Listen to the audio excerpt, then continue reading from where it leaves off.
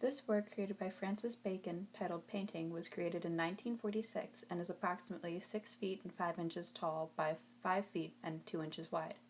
The medium of this work is oil on linen. The work was created following World War II and can be found in the Museum of Modern Art in New York. Francis Bacon described the process of creation to have taken on a life of its own.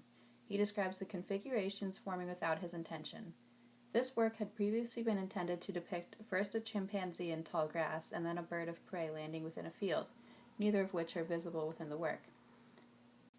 This work contains many cryptic images such as an unidentifiable subject who is half obscured by an umbrella and what appears to be bones circling the figure, followed by a dramatic contrast and interesting shapes and patterns throughout the work. The subject within the middle of the work is wearing a dark suit and a bright yellow boutonniere. In the middle of the work, we can see an image of the man where only the bottom half of his face can be seen. The subject is surrounded by splayed cow carcasses and what looks like a witness stand. This work gives the viewer a sense or a feeling of menace by the dark hues and the style in which the two figures are portrayed, both the one in the foreground and the one in the background. The figure in the foreground has a severed head, yet the figure does not appear to be dead.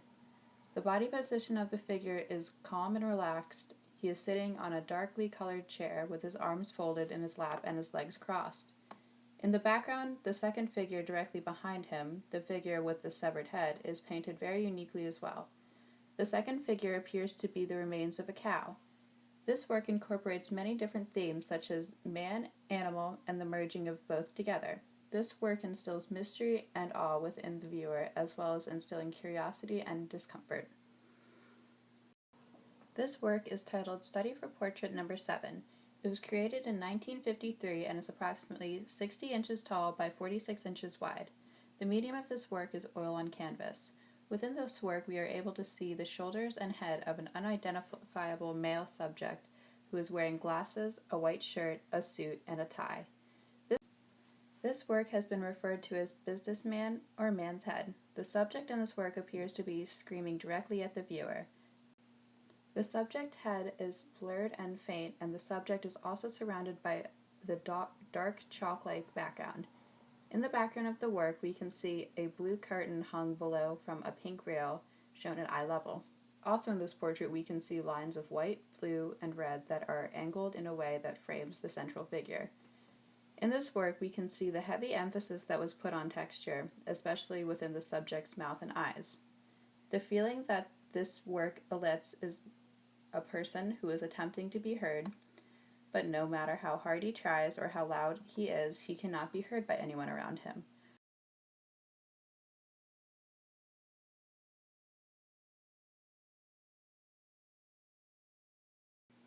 This work, titled Triptych, was created in 1991 and contains 3 panels. Each individual panel is approximately 6 feet and 6 inches tall by 58 inches wide. The medium of this work is oil on linen. This work contains abstract images of 3 figures. In the first panel, we can see a face of a man as well as a torso and 2 legs. Surrounding this image is a deep black box in the upper half of the work. Around the black box is a taupe foreground. The man's leg in the first panel seems to be stepping out from the black box area and stepping into the taupe foreground.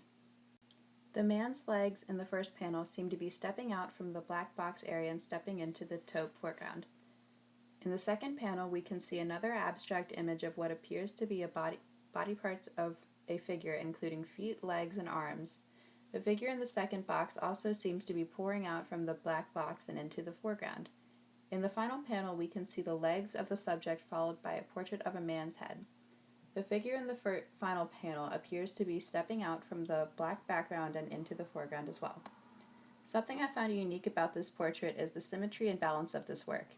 In the first panel, the area behind the portrait of the man's head blends into the dark background, whereas in the second panel there is not an identifiable face of a man, but rather a collage of jumbled body parts.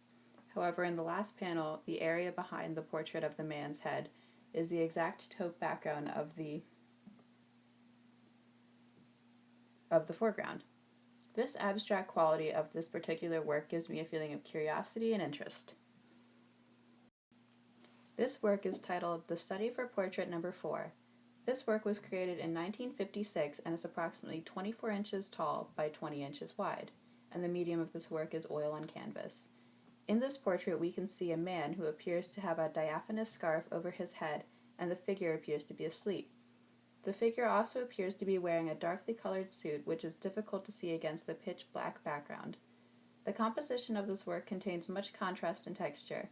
There are many parallel lines within the subject's face, which are created by gray and blue shadow on the lower area of the man's face.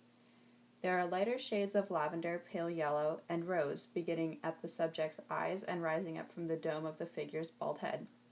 The flesh tone of this figure is achieved by mixing a variety of colors such as pink, green, yellow, blue, white, and purple.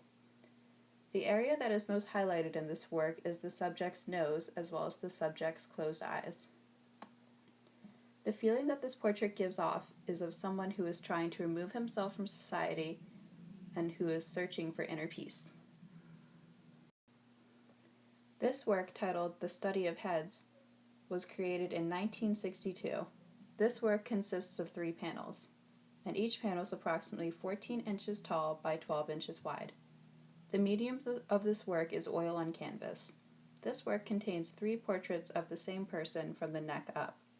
Each panel demonstrates the figure experienced different moods at different times of his life. The panel portrays an image of a male figure who appears to be gazing determinedly into the future. The second panel portrays an image of the same man who appears to be small, sad, and defeated. The final panel portrays an image of the same man who is the largest out of the other 2 panels and appears to be angry and aggressive. This work contains a lot of abstract, stylistic features as well as texture. There is also much contrast within this work.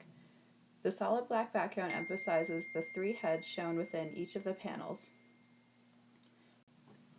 The flesh tones of each of these subjects consists of light shades in the color of white and pink, with the highlight of turquoise, blue, and red.